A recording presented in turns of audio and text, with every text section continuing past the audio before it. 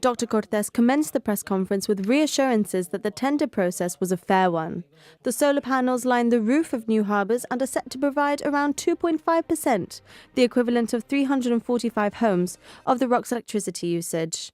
Although these panels have been up for months, they have only been commissioned and started feeding into the Gibraltar electricity grid in recent weeks. We're working on rooftops because of our limited land surface and the fact that most of the natural areas are protected areas which we want to have and enjoy as natural green spaces and to retain the carbon sink element because green areas absorb carbon.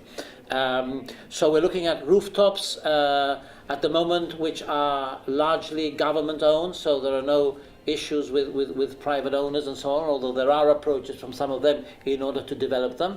And there are areas where they are relatively far from the shadow of the rock, which will reduce production, and even when we can, outside the influence of the Levanta cloud, because things like this can have an influence.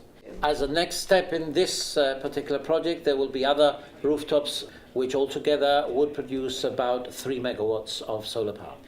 And what does that translate to in terms of percentage? I just want to check my figures. At peak production or peak consumption, which is about 42 megawatts, it would work at about 7.1%.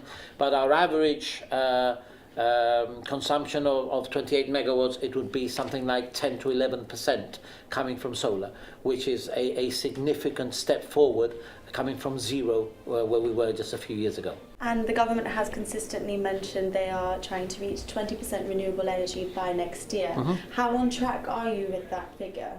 I'm very confident. I think that this project is showing that this can work. And we have another initiative with other companies going forward.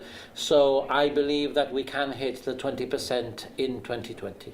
The Minister for the Environment claims the government should reach its 20% target using solar energy, but that it's also looking into wind and marine current energy.